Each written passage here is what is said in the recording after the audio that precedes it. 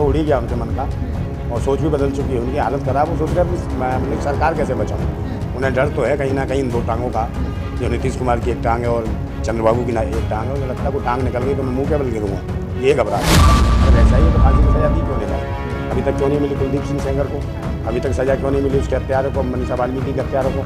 ठीक है, और उसको क्यों नहीं मिली जो पिंकी लोधी के साथ हुआ बुलंदशहर में, उसके हत्यारों को? उसके हत्यारों को क्यों नहीं मिली? भाई ये जो अभी हुई वारदात बनारस हिंदू यूनिवर्सिटी में, कौन थे वो तो भाजपा की सेल के थे, आपके खास थे। उन्हें फांसी कौन देगा? तो बोलने से पहले मोदी सोच लिया नहीं आलोचना क्या? आदमी को खाने को चना नहीं मिलता, पहले भुखमरी के दौर में गुड़ और चना खा लेता था आदमी। आज गुड़ और चने की कीमत देखो। हाँ, कहाँ से उठा दिया उन्होंने? कह दिया दुनिया से उठा दिया 25% लोगों को। 25% सेवा नहीं चाहिए, ऐसी सेवा नहीं चाहिए देश का भंडार कर दे, देश को बर्बाद कर दे, देश को बेच दे, सारे सरकारी संस्थान बेच दिए। आज कोई सुरक्षित नहीं, ना किसान, ना जवान, ना महिलाएं, ना बच्चे, ना बेटियां, कोई सुरक्षित नहीं है। हालत लगातार कहते थे कि मोदी जी लगातार 15 अगस्त में भावुक होते हैं, भावुक हो जाते हैं महिलाओं को, लेकिन आज भावुक नहीं हुए। हाँ, तो भावुक क्या होंगे? वो तो सिर्फ ये सोच रहे हैं अपनी कुर्सी कैसे बचा के रखी जाए।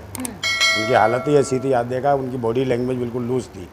जिस तरीके से पिछली बार कभी भगवा, कभी किसी प्रकार की ड्रेस पहन के आते थे, पहन के तो आए मगर उसमें जान नहीं थी। उनमें लगा कि रंग तो उड़ ही गया उनके मन का और सोच भी बदल चुकी है, उनकी हालत ख़राब। वो सोच रहे हैं अपनी मतलब सरकार कैसे बचाऊँ। उन्हें डर तो है कहीं ना कहीं इन दो टांगों का, जो नीतीश कुमार की एक टांग है और चंद्रबाबू की एक टांग है। उन्हें लगता है कोई टांग निकल गई तो मैं मुँह के बल गिरूँगा, ये घबरा। महिलाओं की बात करते हुए कहा है कि मीडिया को तब दिखाना चाहिए जब जो करता है उसको सजा मिले, कड़ी से कड़ी सजा मिले, तब मीडिया दिखाए। हाँ, इसका मतलब है कि जो मामले हो रहे हैं, महिलाओं के साथ छेड़छाड़ हो रही है, बलात्कार हो रहे हैं। अभी हाल ही में शिवपुरी में एक लड़की थी जो बिल्कुल अंधी थी आँख से, उसके साथ एक बाबा ने बलात्कार किया और 8 माह की उसको गर्भवती कर दिया। उसके बाद वो भाग गया। तो ये शिवपुरी का मामला है। तो उस लड़की के साथ हुआ तो भाई एक बाबा तो उसको दिखाएगा कौन? आज हम नहीं बोल रहे तो फांसी की सज़ा कौन देगा? अगर ऐसा ही है तो फांसी की सज़ा दी क्यों नहीं भाई? अभी तक क्यों नहीं मिली कुलदीप सिंह सेंगर को? अभी तक सज़ा क्यों नहीं मिली उसके हत्यारों को, मनीषा वाल्मीकि के हत्यारों को? ठीक है, और उसको क्यों नहीं मिली जो पिंकी लोधी के साथ हुआ बुलंदशहर में, उसके हत्यारों को? उसके हत्यारों को क्यों नहीं मिली? भाई ये जो अभी हुई वारदात बनारस हिंदू यूनिवर्सिटी में, कौन थे वो तो भाजपा की सेल के थे, आपके खास थे। उन्हें फांसी कौन देगा? तो बोलने से पहले मोदी सोच लिया करें कि जितने कर्मकांडी हैं, जितने कुकर्मी हैं, उनके साथी हैं, उन साथियों पे देखें आप, उन पर निगाह रखें, उन्हें कब फांसी पे चढ़ाएंगे। कहना क्या चाहते हैं मोदी जी? क्या सोच समझ के नहीं बोलते? हाँ, भाई सोच समझ के बोलना चाहिए उनको, नहीं सोच समझ के बोलते ना। उन्हीं की पार्टी के लोग हैं, ब्रजभूषण कोई अछूता तो है नहीं। उसने क्या किया ये देखो। तभी तो मोदी जी ने आप जैसे लोगों के लिए कहा कि कुछ मुट्ठी भर लोग हैं। हाँ, हमने भाई जिन्हें अच्छे काम नजर नहीं आ रहे। वही मैंने कहा, वो सही कह रहे हैं, कुछ मुट्ठी भर लोग हैं जो ऐसे ले रहे हैं, मजे ले रहे हैं। समझे, कारपेट जगत के इनके सगे संबंधी हैं। मुट्ठी भर लोग हैं, उन्हीं की तरक्की हुई है। बाकी देश के लोगों की मिट्टी खराब हुई है। निराशावादी लोग हैं आप? कौन? आप लोग? हम निराशावादी नहीं, हम तो आशावादी हैं। और तार्किक हैं, वैज्ञानिक हैं, संवैधानिक रूप से हम काम करने वाले लोग हैं। आशावादी निराशावादी क्या होता है? इसमें तो हम करंट में काम करते हैं और प्रतिक्रिया भी तुरंत देते हैं। मोदी जी की बात हुई, उसकी प्रक्रिया दे रहे हैं तुम्हारे सामने। तभी तो लगातार मोदी जी की आलोचना करते हैं। मोदी जी कौन सी आलोचना? तो है इतने अच्छे काम की, लेकिन आप लोगों को नजर नहीं आता। कुछ नहीं आलोचना क्या? आदमी को खाने को चना नहीं मिलता, पहले भुखमरी के दौर में गुड़ और चना खा लेता था आदमी।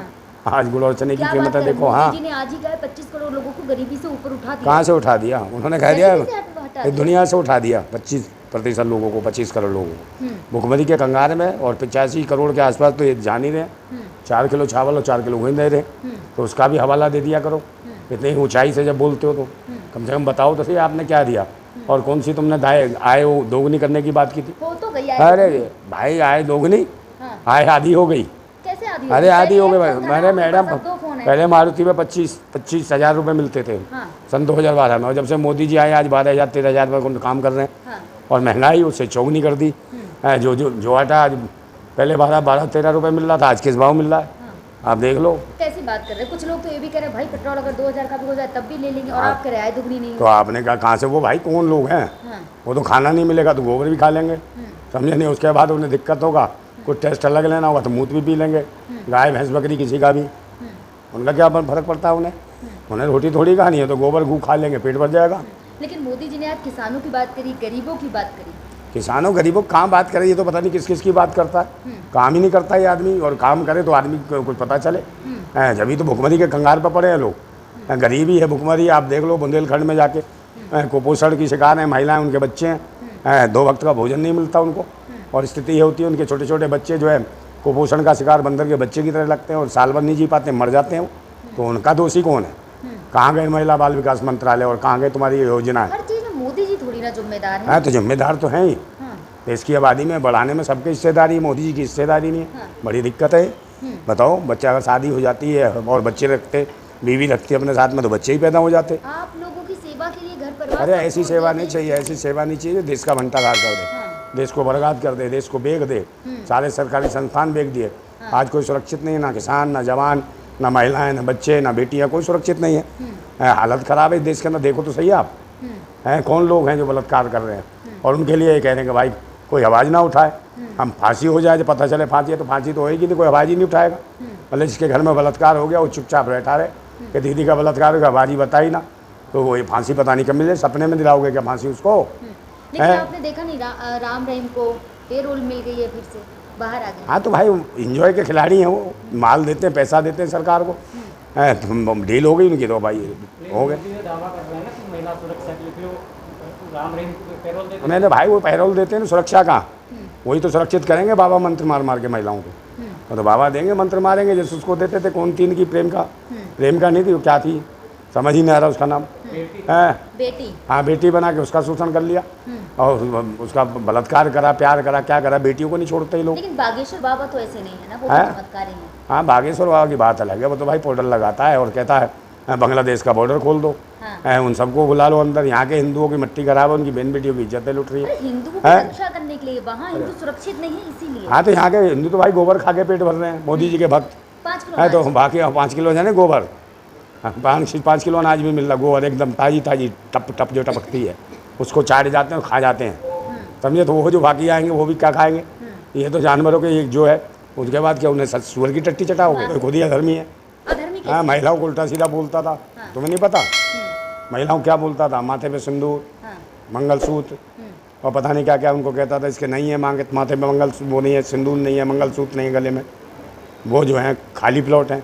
वो केवल एक हाँ? मिसाल दे रहे थे, कहा तो तो मैडम मैं तो कुछ भी है इसका मतलब तो उनके, तुम तो आस्था रखती हो, तुम खाली प्लॉट हो मेरे बगल में, बताओ। बस नफरती लोग हैं। मैडम इतना बड़ा खाली प्लॉट बैठ गया मेरे पास आके।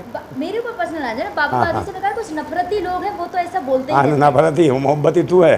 जब तो गया था वहाँ दुबई, दुबई में क्या करने गया था? शेखों के बगल में। कथा करने अरे जो शेख सुन रहे थे इसकी कथा, शेखों को सुनाता कथा, वहीं तो दीदी दे रखी है। दुबई में भी तो हिंदू रहते हैं ना। कोई हिंदू बिंदु को इसकी कथा बता नहीं सुनना वहाँ। देखिए ना, जया कसूरी कथाएं करती तो बागेश्वर बाबा ने उन्हीं की पोल खोलते हुए कहा है कि रोना नहीं आता है, लेकिन रुमाल में वैसलीन लगा के, विक्स लगा के ये लोग आंखों पे लगा लेते हैं और आंसू निकालते हैं। हाँ, तो अपनी भी बता रहा है, ये भी ऐसे ही करता होगा। हाँ। अपनी कथा खुद ही खोल देता है।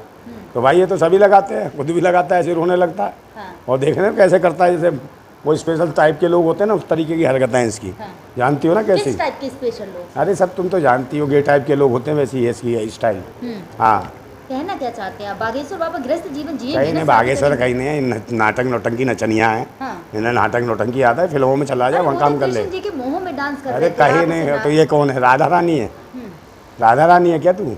है तो नाच ले, घाघरा चोली पहन के घूम, काय कोई पहन लेता, मोर पंखी सी लगा लेता, कभी कुछ कभी कुछ है। कपड़े भी तो देखो ऐसे लगा लेता, चेक वाले कपड़े पहने जैसे जादूगर नहीं पहनते हैं। तो जैसे लगता है कि सिर्फ जाके शो करेगा जादू का। हाँ, तो लेकिन मोदी जी ने साथ ही साथ ये भी तो कहा है कि मैं भ्रष्टाचार से लड़ रहा हूँ लगातार। हाँ, तो लड़ते रहोगे। भ्रष्टाचार 10 साल हो गए, 10 साल से लड़ रहा है। हाँ। अपने ही लोग इसके भ्रष्टाचार कर रहे हैं और इनके साथ लड़ रहा है। वो कह रहा है किसको क्या दूँ, किसको क्या दूँ, सबको मैनेजमेंट करता।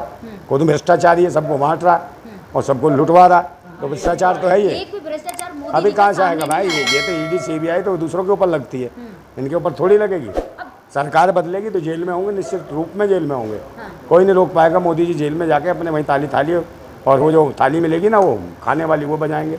मतलब मोदी जी को जेल होगी, बिल्कुल होगी। मोदी जी को जेल। हाँ, सरकार बदलते यार, प्रधानमंत्री हो क्या हो, जो देश के साथ गद्दारी करेगा वो जेल में जाएगा। हाँ। सीधी सी बात है। चाहे मोदी जी हो चाहे कोई भी हो, जो देश से गद्दारी करेगा वो जेल में जाएगा। उसके रास्ते जेल के लिए है।